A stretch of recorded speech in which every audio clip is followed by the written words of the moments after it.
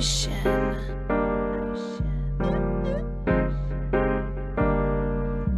feel like a locomotive, sipping, drinking Arizona. Mixtape just around the corner, did a lot in California. Can't wait to drop this on you. Yeah, they gon' have fun with that. Smash like Songam, and my songs gon' break through like a running back. Hello and welcome back to the first Canadian Grand Prix race recap in over 3 years. Kind of crazy. Mark Daly here, joined by Tim Hauraney at Mark Daly F1 at Tim Hauraney.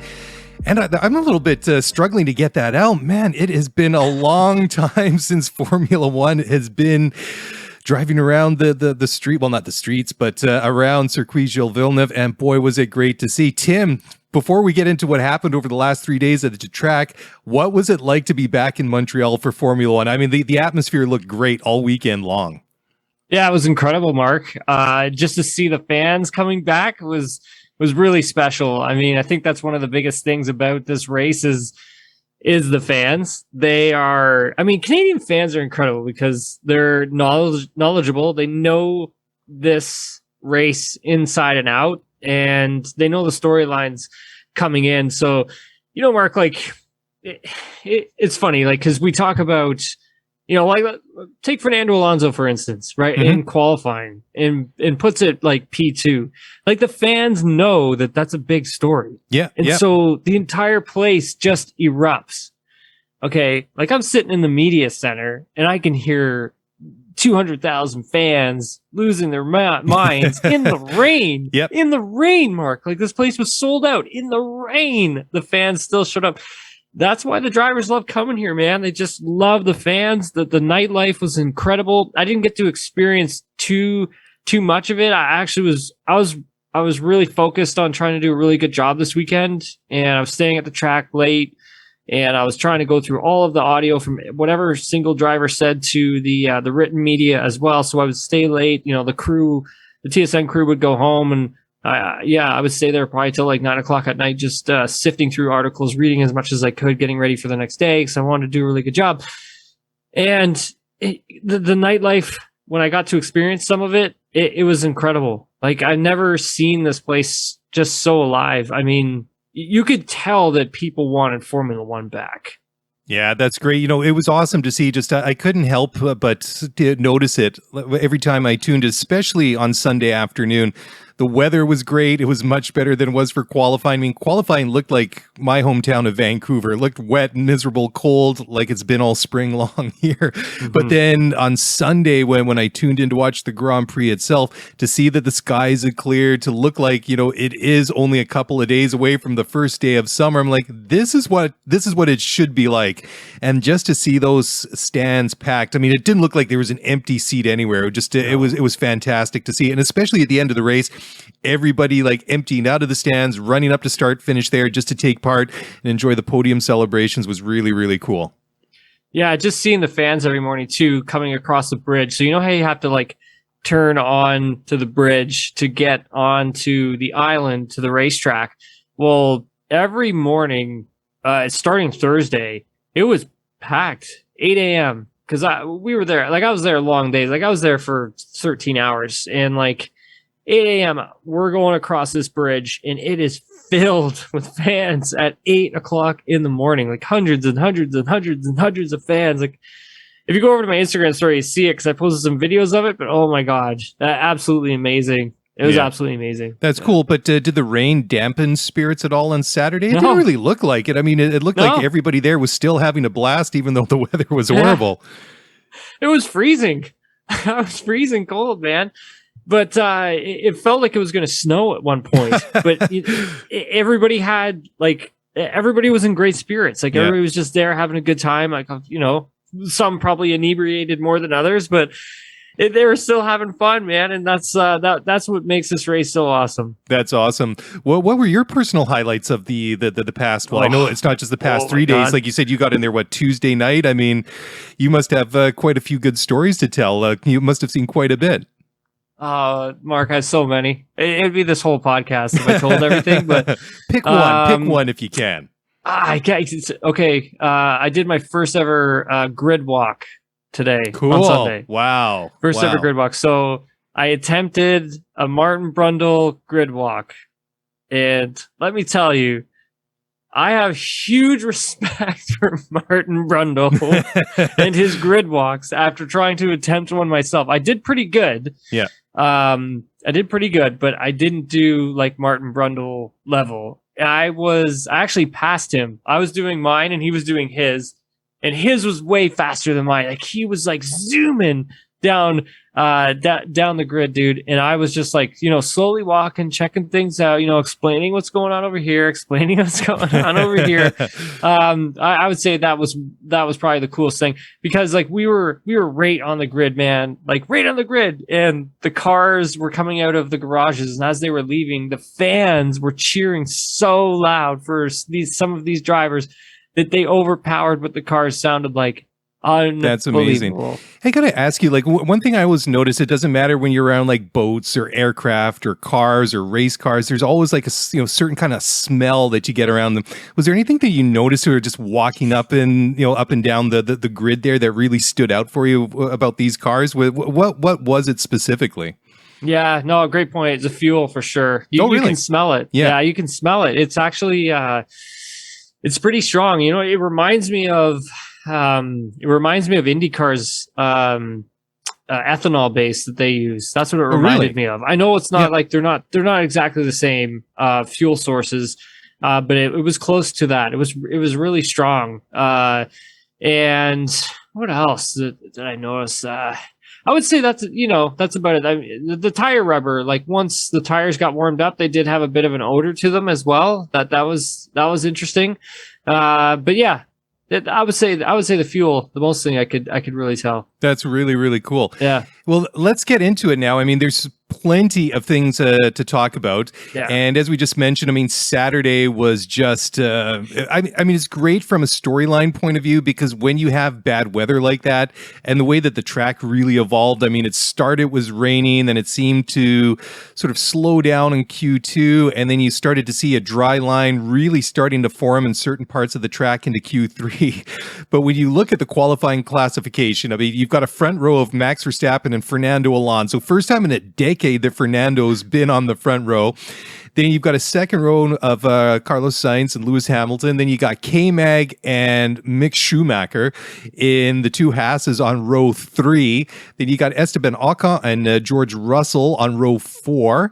And then on row 5, you got Danny Ricciardo and Zhou Guanyu rounding out the top 10. And then, it's just all over the place. You got Sergio Perez crashing out into Q3, going on straight on in what was it, turn 4, putting it into the Tech Pro barriers. And well, I mean, he was kind of struggling a little bit, but there was a lot of things going on. And then Charles, of course, with the grid penalty, and he just did what he needed to do. But I mean, Fernando, as you already mentioned, I mean, that has to be the story, one of the big stories of the weekend, because he really, I think he caught a lot of people out. I mean, unfortunately, that story didn't perpetuate. They were never going to have the pace in the race. But just walk us through that whole story about Fernando qualifying in P2 on Saturday afternoon. Yeah, that was really special. I mean, Fernando had looked incredible all weekend long. Like, it just wasn't qualifying on Saturday. He looked great every single day, or every single session, I should say. And if we go back to Azerbaijan, just the momentum I think the team had from that particular race, because the Alpine did show really strong pace, and to have Fernando be as quick as he was in Montreal, I think is a really positive step for them, and the upgrade that they had brought in Azerbaijan and how that's paying off. And I think this goes so deep with this team, like the job that Otmar Safnauer has done to really come in and turn this team around. I think that's something that really goes unnoticed. At the beginning of the season, this wasn't a really great team. I really thought that, okay, here we go. It was like, it reminded me of the old Renault days where they pumped a ton of money into the car and it didn't even do anything. Mm-hmm. And the same thing happening here, where it was like, okay, they pumped a ton of money into this Alpine car and it's not even going to do anything. But in fact, it's quite the opposite. They've actually done a really good job of just chipping away at this and trying to get a good, quick, consistent car. Their straight line speed, Mark, is incredible. Mm-hmm. And when you have like this old hand like Fernando Alonso, you got a steady set of mitts there to put the car into. And I think for him, he's made a really strong argument why he should be back at the team for next season, Mark. Oh, totally. I mean, he's driving great. I mean, it just goes to prove, I mean, if you're motivated and you're good shape, I mean, there's, age is almost, it's not as a big of a factor as it may have been, say, even 10 years ago. But I think that Alpine is quietly be doing a very, very good job and maybe flying under the radar. I mean, you look at Esteban, he's finished every single race. He's been in the points 7 out of the 9 races. Fernando, he gets in the points in Bahrain, very first race of the season. Then he kind of goes on this bit of a rough patch. He has 2 DNFs and then 2 finishes outside of the points in Australia and Miami. And then last 4 races, starting in Spain, he's been in the points. And Esteban, he's been in the points 4 out of the 5 past races. And, they had a pretty good finish here on Sunday afternoon. Esteban finished 6th. Fernando, sadly, eventually ended up in 9th. Didn't really quite turn out. But, I mean, on the when you put it together, I mean, they're slowly kind of creeping up through the Constructors' Championship. They're currently 5th, and they got 57 points. They're only 8 points behind McLaren, who had a pair of drivers who didn't get into the points on Sunday in Montreal. But that was it was great watching qualifying because like you say, the reaction of the crowd. I mean, the reaction of us watching at home was like, "Oh my God, I can't believe that he did it." It was just and it's funny too because Fernando is one of these guys. He's a polarizing figure, and I think that people either love him or hate him. And he's one of these guys that he's obviously very opinionated. He's still obviously a very talented driver, and despite all the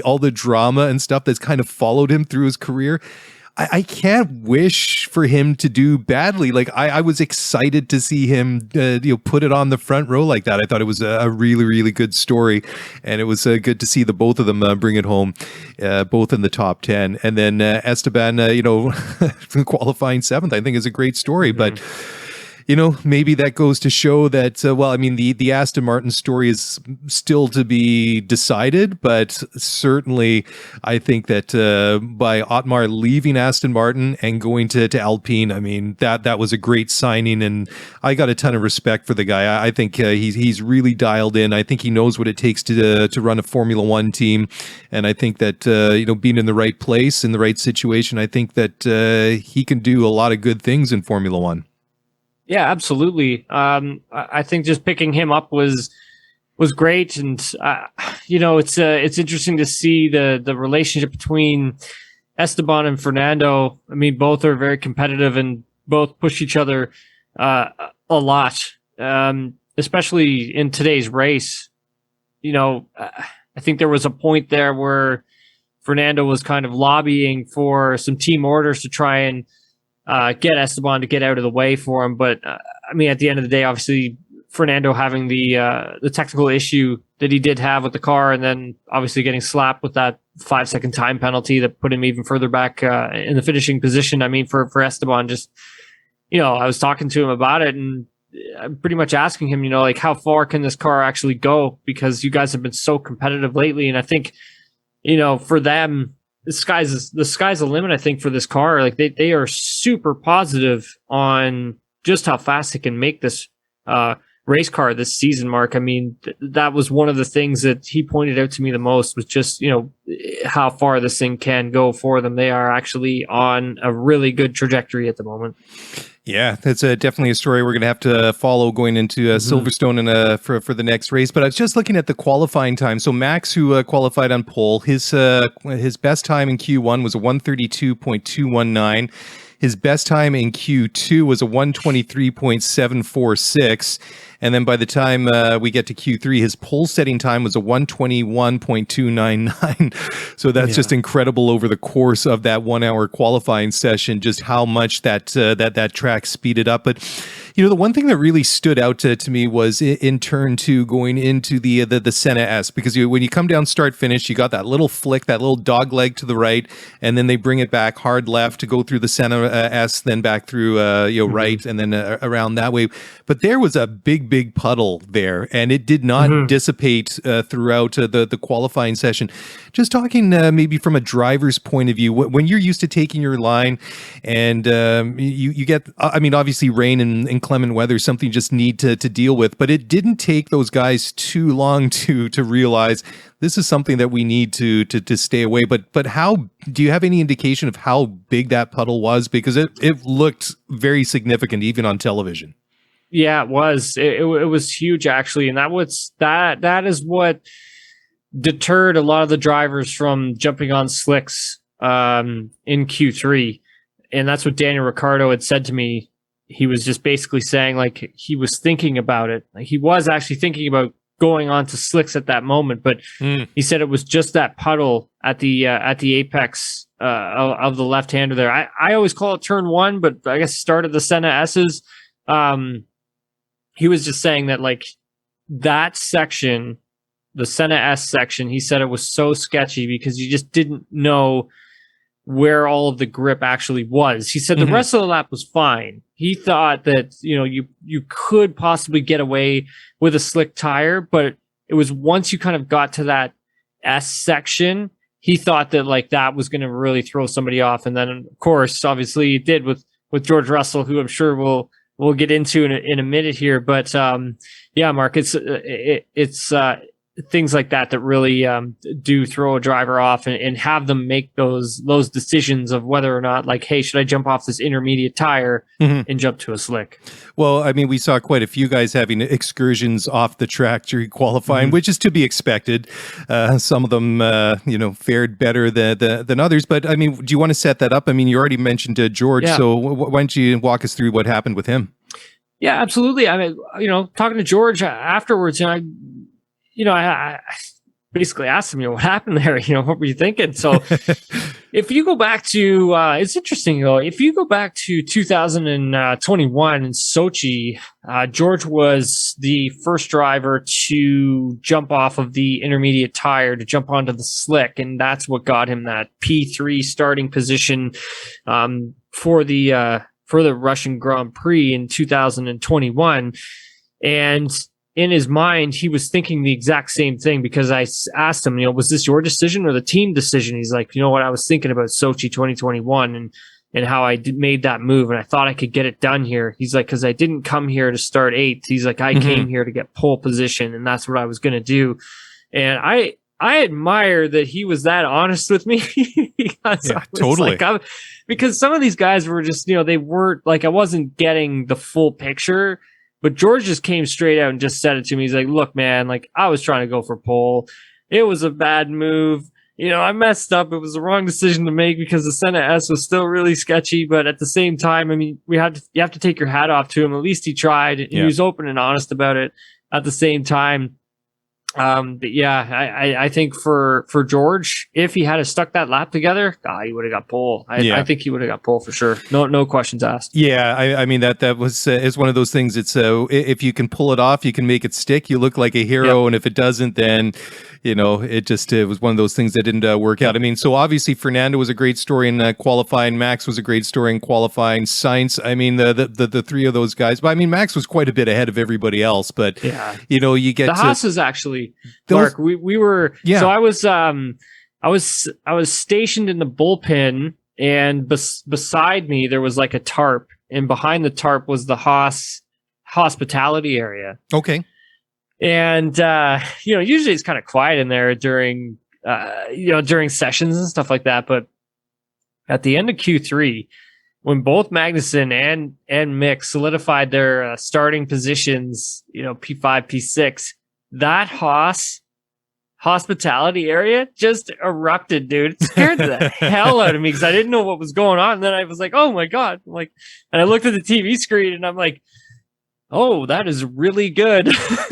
Well, So it's totally. interesting. Yeah, absolutely. And they've got every right to celebrate that, because when you have like such a mixed up grid, you got Bottas that's qualified in 11th. He's usually this year he's qualified a little bit better than that. You got Lando, who had a pretty rough weekend all the way around. I mean, he had problems with what was his power unit on Saturday. I can't remember exactly what the issue was. I mean, he only qualified as high as 15th. Obviously, Charles only qualified 15th. I mean, he was going to take that big penalty anyways, and he was going to be starting at the back of the grid. And then, so I mean, everything was kind of mixed up a little bit, but I don't want to take anything away from them, because that was a really, really good, that was a good moment. So we've talked about some of the winners from qualifying. Some of the ones that fared obviously a little bit worse was obviously Charles, but we knew that going into to the weekend. Sergio Perez only qualifying in 13th. I mean, he parked it into the grass and then I guess kind of got buried into the Tech Pro barriers, but it was going to be tough, even if that car wasn't wedged into the barrier. I mean, to try and get it off that really greasy, grassy area was going to be kind of tough. Lando, we already mentioned. I mean, we got to talk about the hometown boys here.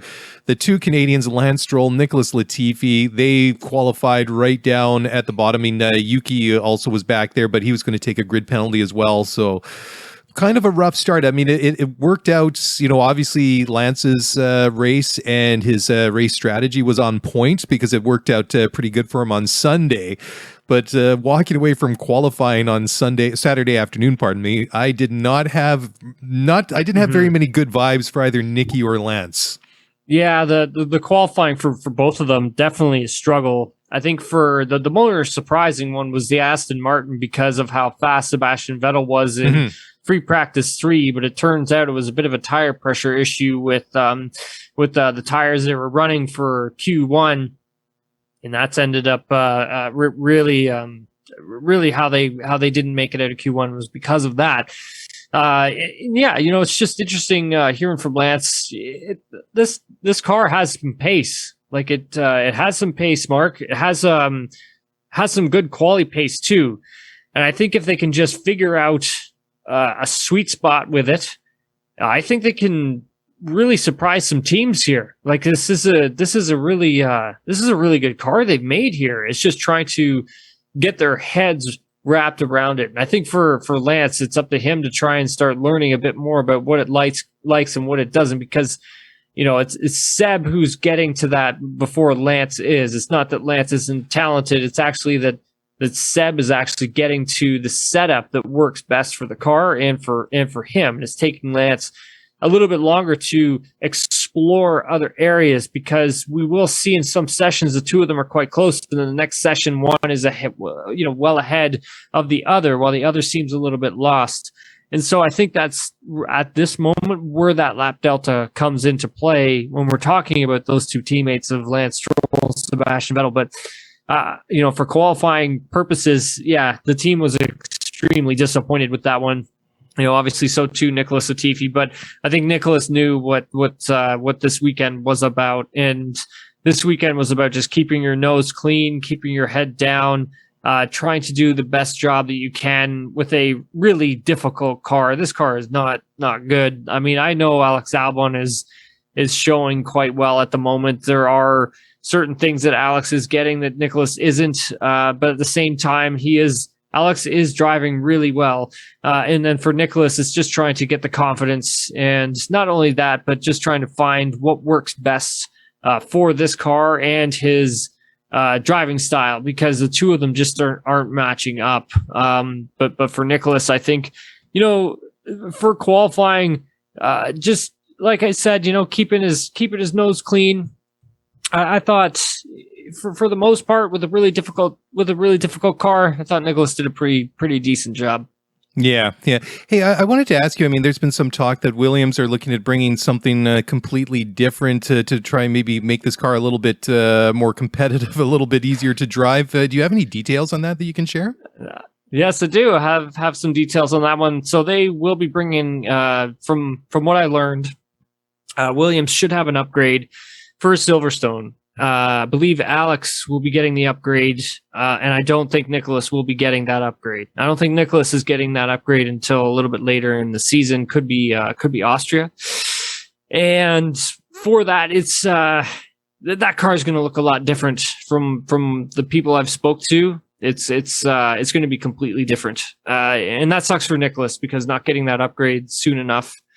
That definitely hurts. He needs to have a good back half of the season here, and we're coming up to the halfway point soon. And I think for Nicholas to have a chance to stick around in Formula One, he needs to have a good second half to this season. And by good, I mean he needs to blow Alex out of the water.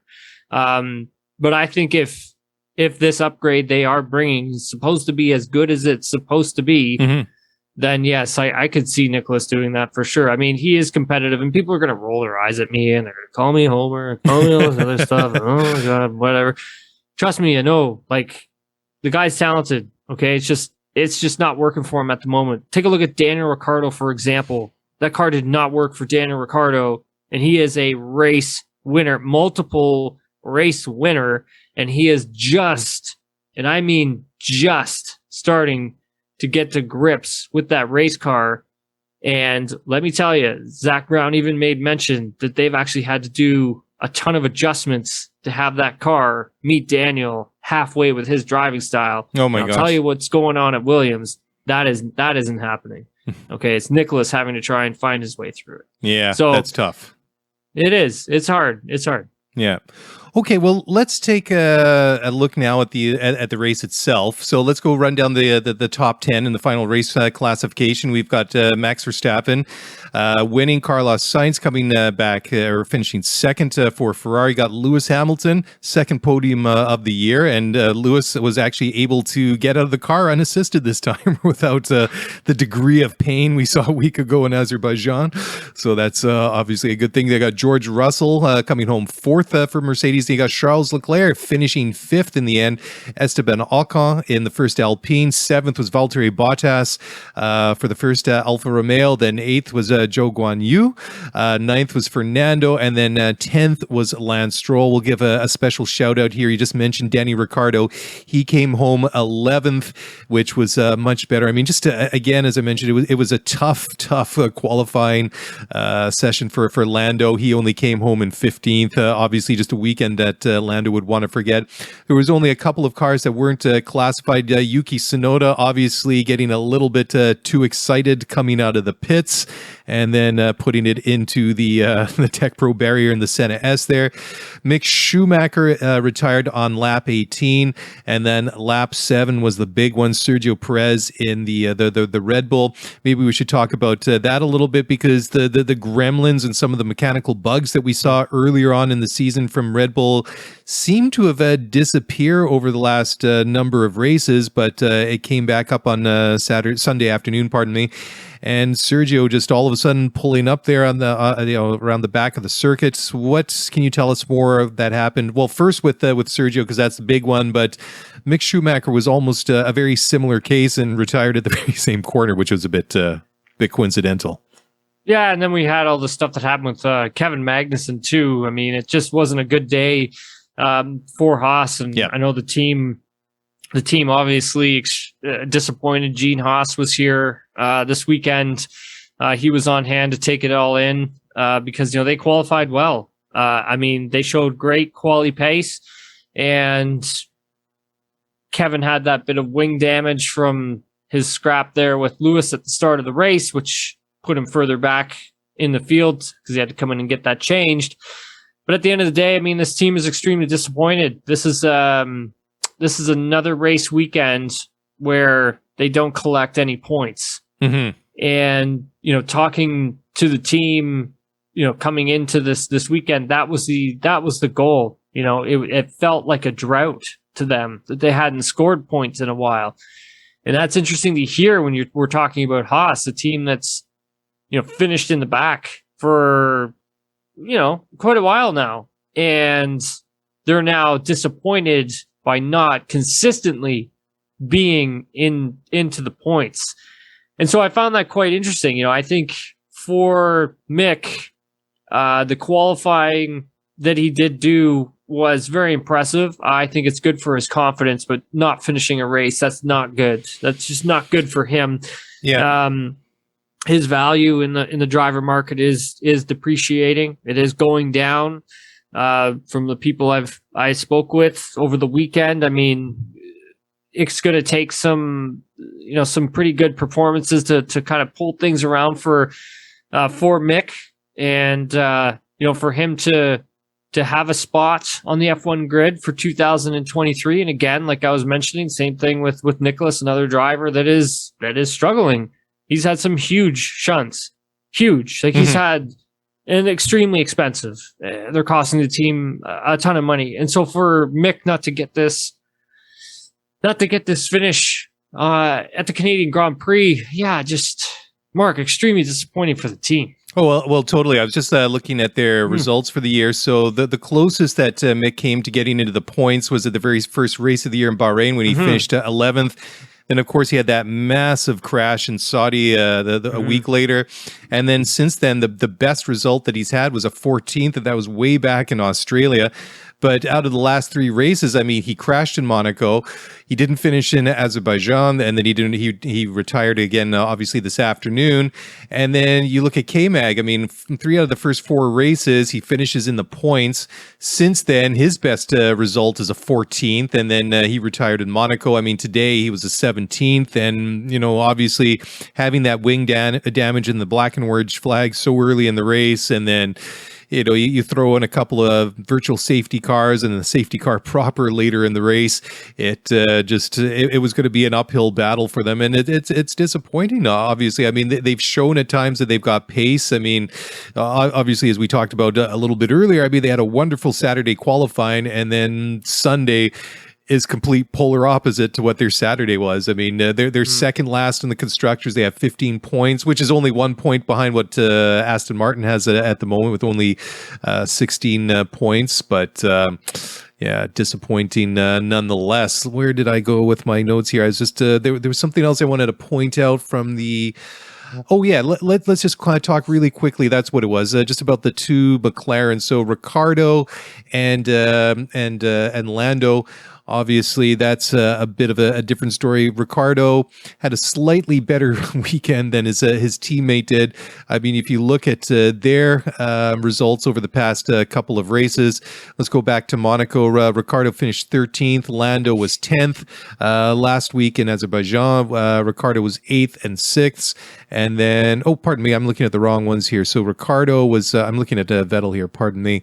Vettel, where do we go? Completely messed up here. Yeah, this is professional, isn't it? So Lando finished 6th in Monaco, 9th in Azerbaijan, 15th this afternoon. And then you look at 13th, 8th, and 11th.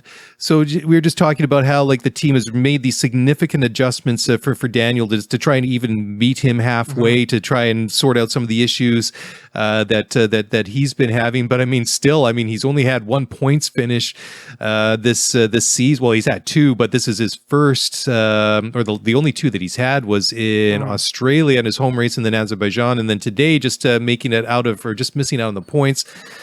Where do we sit now with Danny Ricciardo? I mean, this to me, I kind of go back and forth, and it's just, I feel like we're having the same conversation now that we had a year ago. The only difference is that this year both Ricciardo himself and his teammate Lando are learning the car from scratch, whereas last year, I mean, this was a team that Lando had already been driving for a couple of years, and Danny Ricciardo was coming in brand new, whereas he come into the new regs, the new cars and everything, so they're learning at the same time, and you have these vastly different fortunes compared to each other. Because I mean, Lando's 7th in the drivers championship with 50 points, and then Ricciardo is 13th with 15 points. So that's a big delta between your 2 teammates, that are supposedly, should be, I know that Zach Brown was really touting them as one of the top driver pairings in Formula One for this year, right?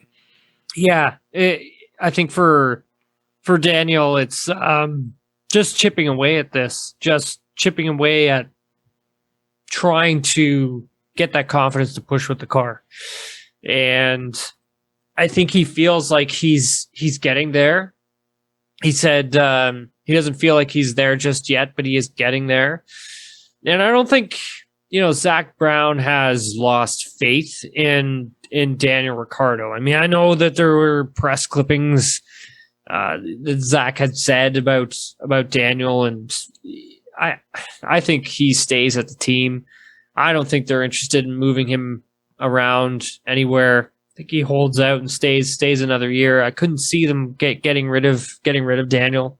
Mm-hmm. Lando, on the other hand, I mean, horrible weekend, just absolutely atrocious. I think for him, that's a weekend he wants to forget, which is one of those ones that it just didn't even happen, right? And that's the sense I got by talking to him on Sunday after the race. It just was like, let's just get this one over with and put it in the back of my mind and move on to the next. But for McLaren, they aren't quite sure just yet of how and where their car actually works, because it works well in some tracks, it works well on other tracks. They still haven't quite figured this thing out, and I think eventually they will. Obviously, it's McLaren and they know what they're doing, but at this moment, just struggling a bit. I mean, I don't think you come into, if you're McLaren, you don't come into the Canadian Grand Prix round 9 of the championship and lay an egg. I mean, you just don't. You're McLaren, right? You should be close to the top 5 or the top 4 even in this championship, fighting it out. So yeah, Mark, both drivers at the end of this one were extremely disappointed. Well, they are 4th in the Constructors' Championship, but they're a country mile behind Mercedes. I mean, Mercedes... But in the race, yeah. I mean, like, is even what just I'm on the getting track. at. Like, yeah. Oh, 100%. Like on 100%. track. Like, yeah, for the Canadian Grand Prix, it's what I'm driving at. I mean, like, by now, you should be... The pecking order should be a little bit more consistent with that. That's what I'm getting at. Yeah, I mean, you compare it to where they were last year. I mean, you would expect that they're not, fighting it out with like the Alpha Tauris and the Alphas and stuff like that. And it's crazy. I mean, if you look at the constructors now, you have Red Bull on top, 304 points, and you got Ferrari 228. So I mean, that gap is decreased a little bit this weekend. Obviously, Ferrari had both cars in the top 5, and then Red Bull, of course, only collected points for Max. Then you got Mercedes third with 188 points. So, I mean, they've been collecting points slowly but surely. And then you got McLaren, like I say, 65 points. They're only 8 points ahead of Alpine, who now have 57. Then you have Alfa Romeo, they have 51. AlphaTauri 27, Aston Martin 16, Haas at 15, and then Williams, at least they got points this year, which is not something I can always say, almost halfway through the season, they got 3 points, but yeah, just a bit of a rough one. So I want to talk a little bit about some of the individual stories. We'll talk about Red Bull first. I just wanted to run down the top 5 in the Drivers' Championship. You got Max on top, 175 points, 129 for Sergio Perez, his teammate in second. Charles Leclerc, 126. Boy, that gap between Charles and Max got really big, really quickly. You got George Russell in 4th with 111. Carlos Sainz has 102 for 5th, and Lewis now 77 points. And Lewis will be one of, I think, another kind of feel-good story from the weekend. Just a couple of quick facts that Mr. Hamilton put into the notes here that he so kindly did on an evening that he's not even here, so we'll show him a little love. So one of the facts that he pulled out was Canada was the 15th pole of Max Verstappen's career, and that's you can compare that to 26 career victories, which includes Canada. He also dug out the stat here that this was Alonso's first start on the front row since qualifying in pole at the German Grand Prix in 2012 when he was still racing for Ferrari. So let's talk about Red Bull now. We'll start to talk about the individual teams. That was exciting. The last, what was it, about dozen laps or so, you had the safety car after Yuki put it into the wall, and it was pretty good. It was pretty exciting. I mean, full credit to Carlos Sainz. He did everything he could to try and get close to Max Verstappen, but Max just had that little bit of an edge because, I'll be honest, I didn't think it was going to be that close after the safety car. I just had this image in my mind that safety car was going to go off the track. We're going to go back to racing, and Max would pull out a couple of second lead. But Carlos was just hanging on the back of his gearbox. Never actually got to try a pass on him. But it was good fun. Wasn't exciting as it was in Saudi between Charles and Max, but it wasn't far off of it. Yeah, I think for Carlos, just trying to get some heat generated into that tire. Obviously he had fresher tires than Max did at that point in the race. Yeah. And I think for him, it's just trying to slowly build the heat into the tire before he could start attacking, because Max did open up, a bit of a gap. And then I think for Carlos, it was just trying to put as much pressure on Max as he possibly could to get him into making some sort of a mistake in those final laps of the race. I'd asked Carlos about this following the race, and I said, "Hey, do you think the team put you on the right tire for that final stint there?" And he was like, "That's something the team and I are going to have to talk about, and we're definitely going to have to take a look at that." And that speaks to me that, hey, maybe they should have thrown him onto that medium tire compound there at the end to have a real go at Max, but. Take your hat off. It's good for Carlos. It's good for him to get a finishing result like that. Obviously he's still really hungry for his first ever win, but at the same time, he needs to build the confidence. He's had a rough season. Totally right. He's got to build that confidence up, right? And I think a finish like this in a weekend that he's had and good qualifying, I think that's a building block to things to come for Carlos Sainz. And for him, that's the most important thing. I know he said that he thought he was the fastest guy on track, that weekend. But I don't know. At the end of the day, I don't know. That's a tough one. Max was, and we'll get to Max in a minute, but Max was absolutely incredible. I don't think Carlos was catching him, Mark. Yeah, I wouldn't disagree with that. I heard the comments that Carlos said as well, that he felt that he was the fastest guy on track. But, that's subjective. But the one takeaway from those comments was that he was full of confidence. He felt like he could push the car. He felt he could get really close to the walls, when he That's needed important. to. That is important to know that you can push your car as far as and as much as you need to, and know that the car is going to do what you need it to do. But I was just looking here at Carlos's stats for this year. So he's second in Bahrain, third in Saudi, and then he has that real rough patch there.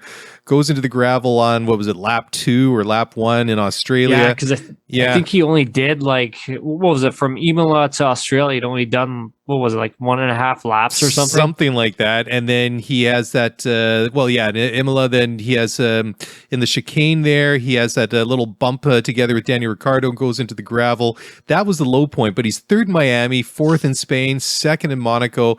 Of course, Azerbaijan in general was just a weekend for Ferrari to forget with that double DNF.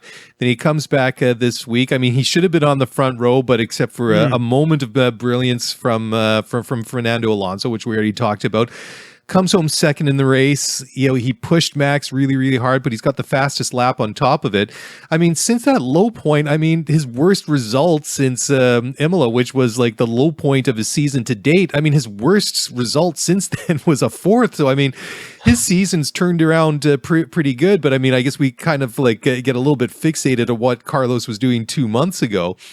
Yes. But, just to talking about Carlos and that battle that he had with Max is, I think we can say now that Max is really maturing as a driver. I did not really feel that. Obviously he must have felt the pressure. He must have known how close Carlos was.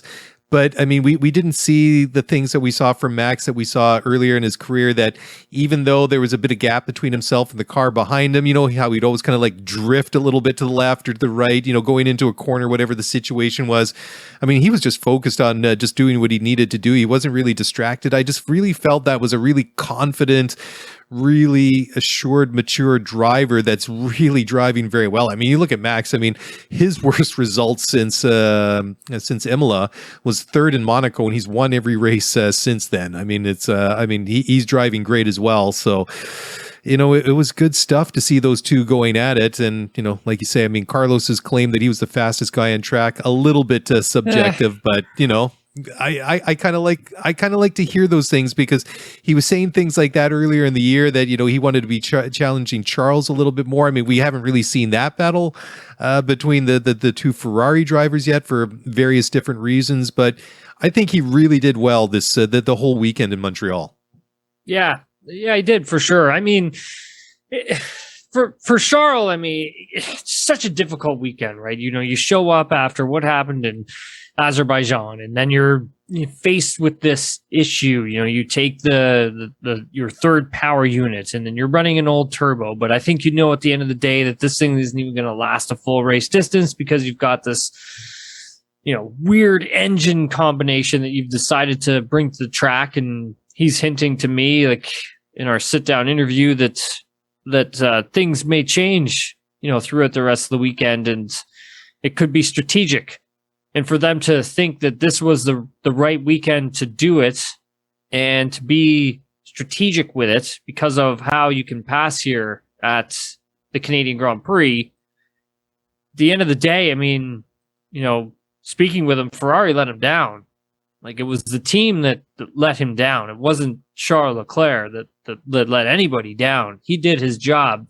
He took that big penalty, a new internal combustion engine, a new turbocharger, a new MGUK, a new MGUH. He took a massive penalty that put him all the way in the back, fought his ass off to get close up to the front again. Pit stop blunder by Ferrari costs this guy potentially getting onto a podium position. He thought, in his mind, that P5, he could have done much better. That's basically what he said to me. Like, if it wasn't for those blunders. I totally agree with that that take that he had. I mean, I thought it was interesting too, because after the safety car period at the towards the end of the race there, he ends up behind the two Alpines. He's behind Fernando, who's behind Esteban. And I thought, well, if he has any hope of trying to like push George and Lewis, he's got to clear these guys really, really quick. He gets stuck behind them for a couple laps, and he gets by first Fernando, then he gets past Esteban, and then I'm looking, I think there's about 4 seconds. I'm like, well, he's still got about a dozen laps. Maybe he can get close to George, and then maybe in the last couple laps, maybe he can push him a little bit, but it didn't work out like that. I noticed, I think it was maybe about 7-8 laps to go, and one lap, he took about a second out of George's, the gap between himself and George Russell. And then he brought it down from about 4, and then he got to about 2.5 seconds, and then it just sort of stayed there. I guess he just figured, it is what it is now. The opportunity to try and push for anything better than fifth have just evaporated. But, you raise a great point, because it was there for Ferrari again, and again they let themselves down. And it's just, sometimes it really just strikes me, sometimes they can just be their own worst enemy. It's either call on the pit wall, it's something that happens in the pits, or it's something that happens with the reliability of the car, or sometimes it's something that the driver does. I mean, you can go back and we just mentioned Carlos putting it into the gravel in Australia. So I mean, they've been their own worst enemies at times, and it's got to be so frustrating for them, because the car's obviously competitive, and it's still, I mean, to be as close as he was to Max at the end. Of course, that gap is maybe, I wouldn't say artificial, but I think maybe it obviously flatters Ferrari a little bit, because with 12 laps to go, and you got that safety car, so that compressed the running order quite a bit. So there is that. I mean, I don't want to take anything away from Carlos, because it was an exciting finish and he really gave it his all. But again, there's just there was more opportunity for more points out there for Charles, despite starting at the back of the grid. And I mean, he drove great on Sunday. I mean, let's not take away from it. I mean, it's kind of like, oh, it's only a fifth, but look where he came from. And I mean, we termed the phrase the Frankenstein power unit last week when we talked about what they were going to have to do for Charles going into Montreal after what happened in in Azerbaijan last weekend. And you talk about taking this and putting that on it and taking this from there and putting it here.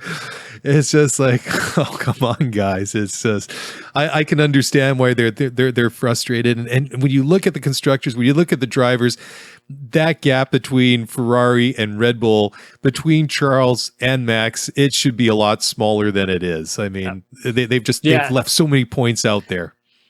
Yeah, it's disappointing. And now this championship is just really starting to get away from them, right? Yeah.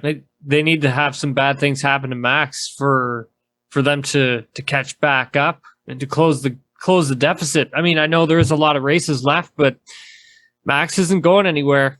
He's on another level right now. The maturity that he's showing within the car, his ability now to just manage everything, including his emotions, and as well as managing and controlling the lead of a race, is spectacular. He is in championship form. He looks incredible. His demeanor is so much better than what it used to be too, Mark. Just even talking to him is just he's almost like a different guy, and he's operating at such a high level. And if you're Charles Leclerc and if you're Ferrari, that's got to scare the crap out of you, man. Oh, totally. Because you have to go up against that, and you're going to have to try and overcome that if you want to win a championship, and that's not going to be easy. I even, saying to Charles, I asked him, like, what is this like on the track between you guys? Like, is this a fierce rivalry? Like, what do you think it is? And he doesn't see it as that just yet, but he feels that if this championship does end up getting close, he feels that it's going to get nasty, right? And I said, like, yeah, well, you guys ever go for beers after? And he's like, oh yeah, well, we'll see, right? Jokingly, but they're not going for beers after, right, Mark? I mean, at the end of the day, these two are two fierce alpha drivers, and I think that Max Verstappen is going to have to run into some extreme, unfortunate things for Charles Leclerc to even have a chance at getting back into this thing. Well, that's the thing that I've said about Mercedes for years, right? It's just like, I don't want to bet against Lewis. I don't want to bet against Mercedes because, number one, he's a great driver in a great car. They've always, their strategy's on point. And, when it comes to the situation, well, for so-and-so, whoever it is, Sebastian, for Max or whoever to close that gap in the championship between himself and Lewis, prior to 2022, you're going to have like an unprecedented run of unfortunate incidents, either be it like a coming together on the track or reliability issues, like all these things that just never happened to Mercedes. I mean, they were so good for so long. And I mean, sure, and this is a great time to talk about it. I mean, obviously, right at the start of the season, Red Bull had reliability issues. I mean, that was highlighted in race 1 in Bahrain, where you get right down to the last couple of laps and both of those Red Bulls, they just pull up and then double DNF right there. Max had another one a couple of races later. And then this afternoon, I mean, well, let's before we even get to that, I mean, they've been pretty solid since then. I mean, they Max has been driving great. Sergio's been driving great. I mean, they've been bringing points home like they're going out of fashion. And, they just seem to get better and better every weekend. And then we talked about how Lando had a weekend that he's going to want to forget about. Sergio had almost identical the same weekend. I mean, obviously he didn't make it out of Q2, and then he only lasted 7-8 laps in the race itself when the gearbox let go, and it was just weird the way that it happened. I mean, he was just going around the backside of the circuit, and then all of a sudden, box full of neutrals, and he just kind of like coasts off the track. I mean, can you give us a little bit more information? That not really. I mean, Christian was not very I mean, obviously that was during the race when they interviewed him. They said, of course, we got to get the car back to the pits and look at it. I mean, all they're saying now is gearbox. So who knows, right? Yep, yeah, exactly. Yeah, no, that's exactly right. Still undetermined at this moment. But for Sergio Perez, obviously a hit in the championship for him. Yeah. Especially when, we want to see this thing get close, and you're having all these championship battlers, start to just fall off the map, and reliability issues just kicking in for everybody except for Max. I mean, fair enough, he had some at the beginning of the season, but the reliability issues that some of these teams are facing now is just a little bit unheard of. I mean, poor Sergio Perez, it's hasn't been good times for him, Mark. This was a really tough weekend for him. Oh, I can imagine. I mean, especially after the last 3 races. I mean, he's got a pair of seconds, and of course, he won in Monaco a couple of weeks ago. I mean, Sergio's driving in the form of his career. I mean, he's finally settled in nicely at Red Bull. I mean, they got that 1-2 punch with the drivers that they haven't had since 2018 and before, when it was Max and Danny Ricciardo. I mean, everything was, setting up to be another, dominant weekend for the Red Bulls. And I mean, obviously Max wins the race. He gets pole. I mean, he extends his lead in the championship over both his teammate and Charles Leclerc. But it's not all that rosy. I mean, the gap between, I mean, the one that we're kind of looking at now is Charles and Sergio, because there's only 3 points between them. But that's not the Ferrari Red Bull driver battle that we want to see. I mean, everybody's dialing it back and thinking about Saudi, that great, what was it, about 10 laps or whatever it was, right at the end of the race there with Max and Charles just going at it. I mean, it was just like that just, really, I think, excited everybody. And we just have not seen that, since then. Okay, so we've talked about Ferrari, we've talked about Red Bull. Let's talk now about Mercedes, because this was like one of these stories I was kind of thinking about going into this weekend, and I was kind of thinking, well, depending on what happens, if it's a bad thing, it was like, do we sit down and say, is it time to talk about Lewis Hamilton? And I was almost thinking a little bit of a negative context. I'll be honest. I did not have a good feeling about Lewis after Azerbaijan. I know he had that was like the hardest, fourth place he's probably ever achieved in his career. But I just did not. I was just getting a lot of negative vibes from him afterwards. I knew that, Lewis is a warrior.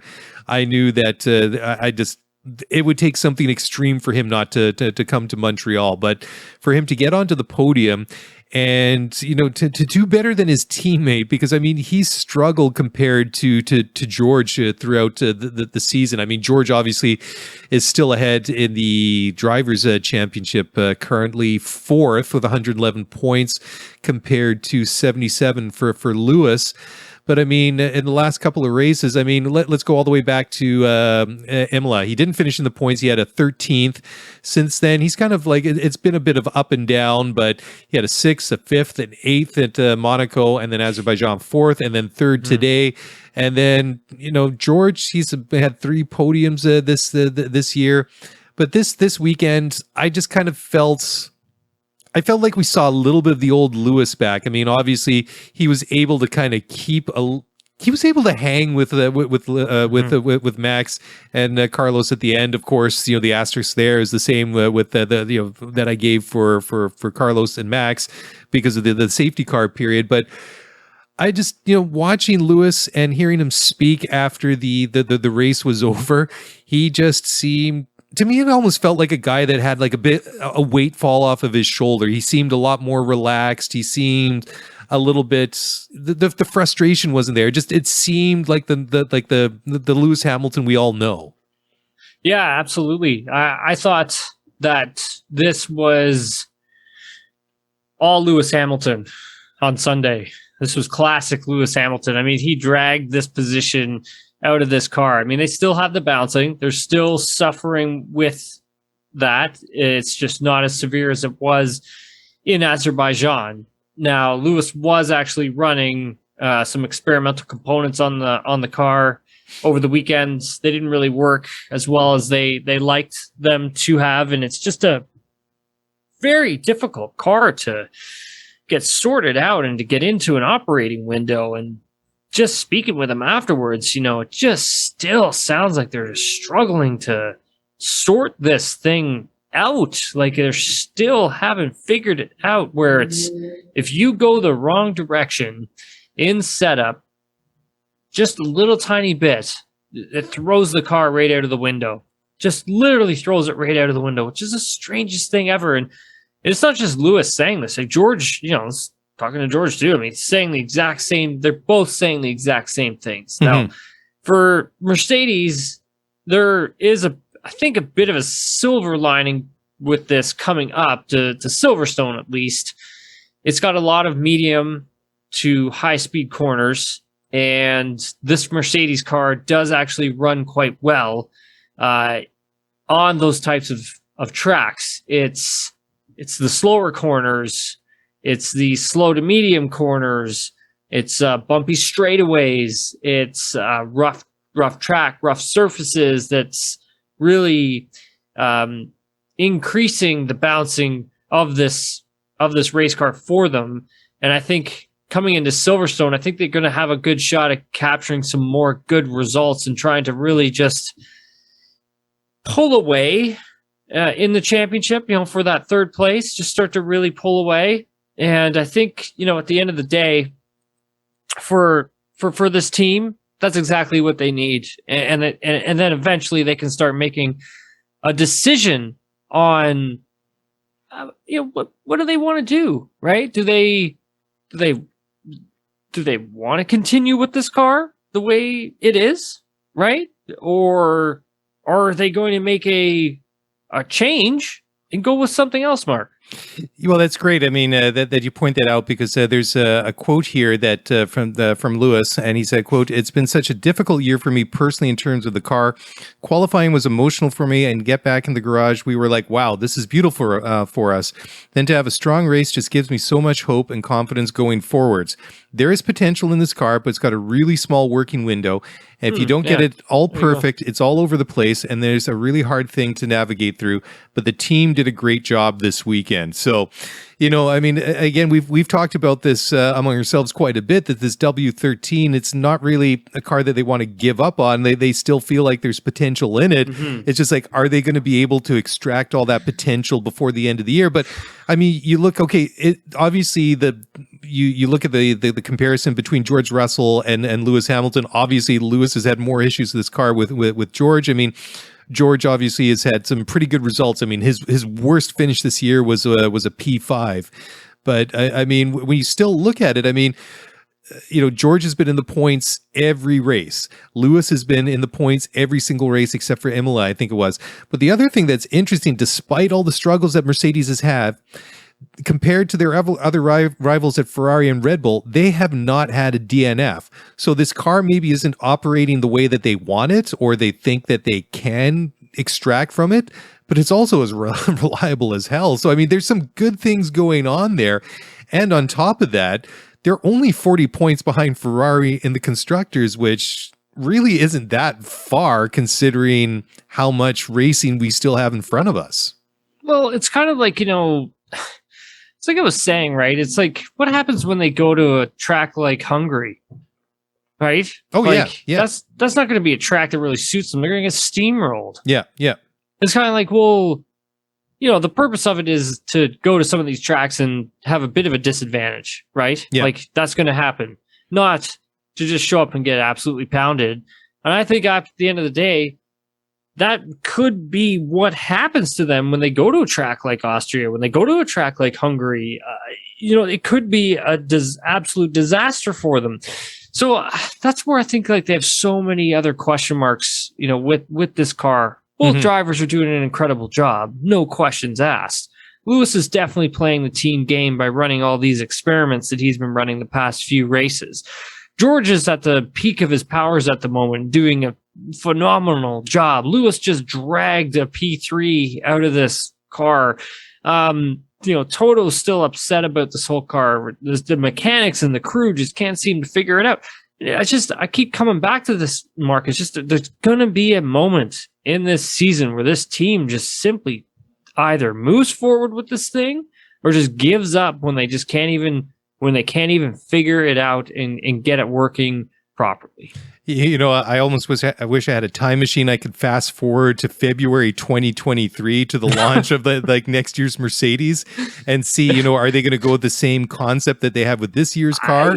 Are they going to kind of go in the direction, say, like Red Bull and Ferrari have gone? Is it going to be somewhere in the middle? But I mean, these are the questions that are going to be answered, and these are the things that are going to evolve over the races and the weeks and months ahead. And 100%. I mean, when you go with something that, I mean, when you look at the Mercedes compared to the other front runners, I mean, it is a radically different design. It's a radically different concept. And when you try to do something that radically different than everyone else, if it works right out of the gate, I mean, great. But if not, then it's just like, okay, well, we thought it was going to do this, but it's not. And we don't know why it's not doing what we expect it to do, and try to do that, over the course of the season in a cost cap world. I mean, good luck to you. I mean, that's, just seems like, I'm glad that I'm not, responsible for that, but that's also why I'm not getting paid anything close to what Toto Wolff is earning for a paycheck, and deservedly so. Yeah. Okay. Oh my God. Let's move on to a couple other topics here. Let's talk quickly just about Fernando Alonso. He was awarded a time penalty, and a bit of a disappointing end to an otherwise a pretty decent weekend for him. So tell us what happened to Fernando right at the end of the race here, Tim. Yeah, it sounded like he was having some engine issues of some kind towards the end. He still felt that he was much quicker than Esteban Ocon, but there were no, he said that there was no real team orders on his part. I mean, what's he going to do, right? He's not going to be able to get past Esteban. There was no way. The pace just wasn't there. He knows that. The blocking maneuver that he ended up pulling, I mean, he's weaving all over the racetrack. He deserves that 5-second time penalty. I mean, you can't block that much. It was pretty bad. But I mean, I think, like I said at the top of the show, for the team, it's just a good confidence boost for them, and good confidence boost for Esteban as well, because he's been trying to find his way, with this new car over the past few races, and it looks like it's starting to chip away at it. But these are the types of finishes that this team needs, and this driver pairing needs to believe in what they have, and to make the team go forward, Mark. Yeah, absolutely. Yeah, disappointing for him. But, on the whole, like we talked about at the beginning of the show, Alpine has been quietly getting the job done, and will be fun to watch them the rest of the year. Let's talk about the Canadian boys. Lance gets into the points in P10. Nicholas Latifi said that despite some poor results this year, this weekend was very special. So I'm sure you've had a chance to talk to these guys quite a bit over the past couple of days. Let's start with Lance. Obviously didn't qualify very well, brings it home into the points. Okay, it's only in 10th, but I think that's a pretty good result from obviously building on what was not the greatest of Saturdays.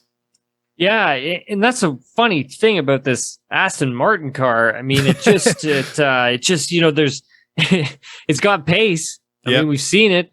Those the times that Seb's putting up in free practice 3, free practice 2. I mean, those are not phony lap times. That's legit performance. They've got something here, and I think it's just going to take some time for them to work it out. Now, having the issues that they had in qualifying with the tire, setting the back, obviously. But whenever Lance gets into P17 in Canada, he always seems to come away with points.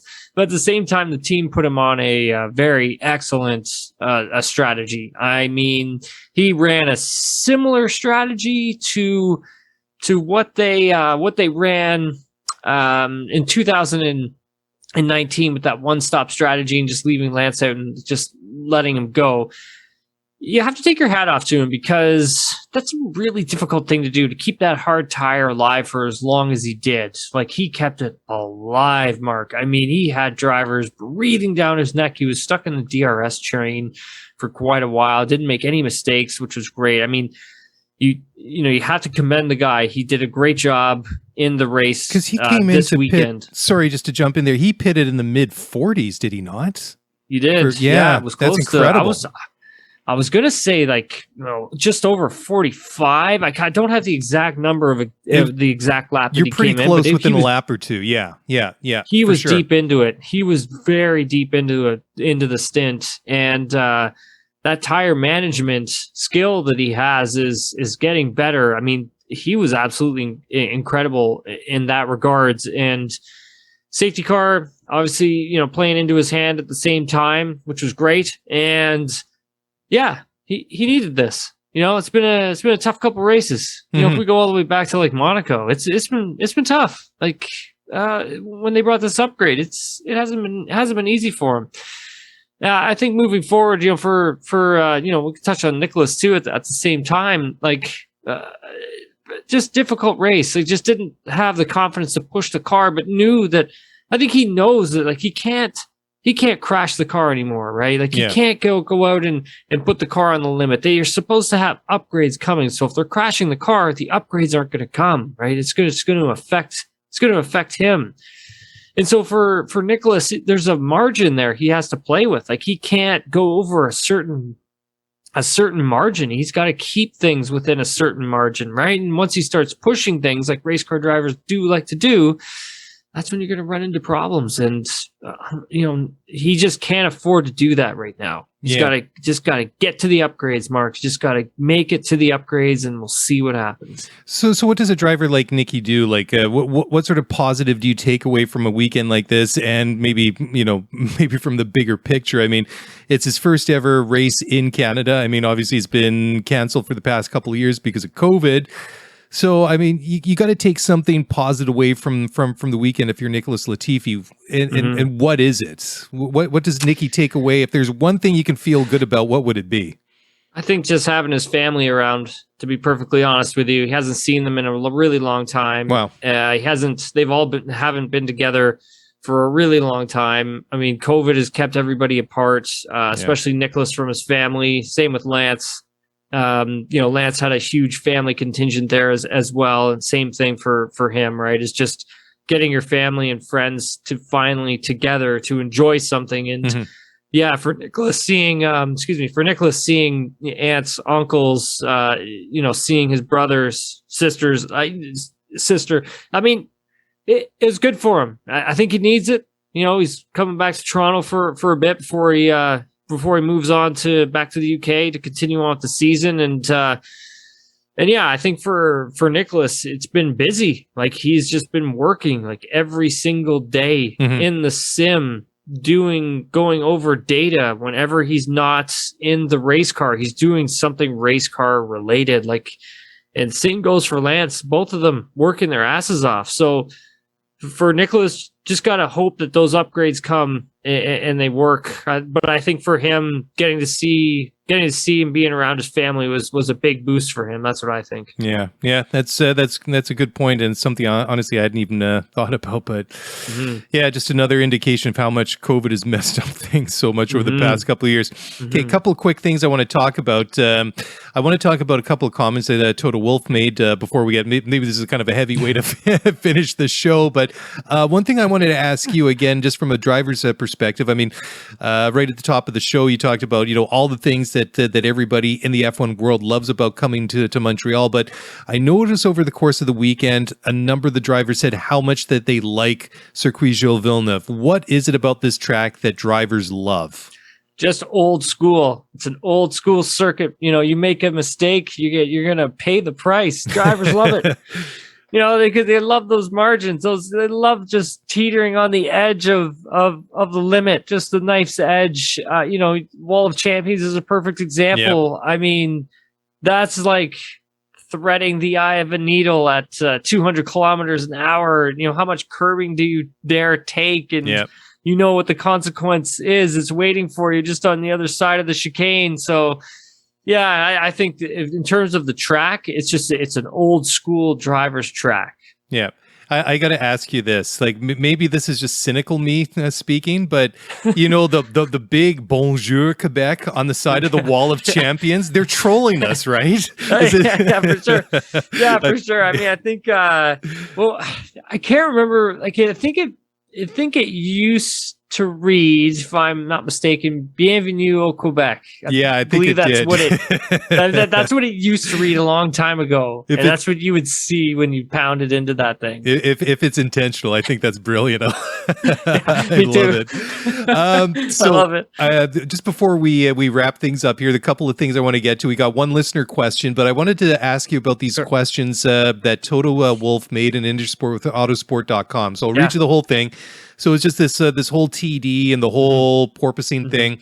So he's a little bit, it seems he's pretty irritated, annoyed about it. So I'll just read it and get your reaction to it. So Toto had the following to say, quote, this is a sport where you're trying to keep a competitive advantage or gain it, but this situation has clearly gone too far. All the drivers, at least one in every team, have said that they were in pain after Baku, that they had difficulty in keeping the car on the track or blurred vision.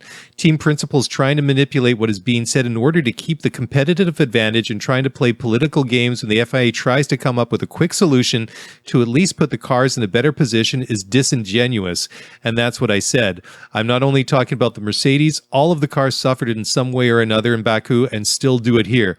The cars are too stiff, the cars bounce, or whatever you want to call it. We have long-term effects that we can't even judge, but at any time, this is a safety risk. And then coming up with little manipulations in the background or Chinese whispers or briefing the drivers is just pitiful, end quote. So obviously, Toto not entirely happy about the situation. Yeah, no, I mean, here's one of the things. Well, the TD got issued at a funny time for some of these teams. You know, speaking with Otmar Safnauer, I mean, this thing's getting issued, you know, in the UK evening. And it's getting issued in Canada. I believe it was around early afternoon when this thing's getting issued.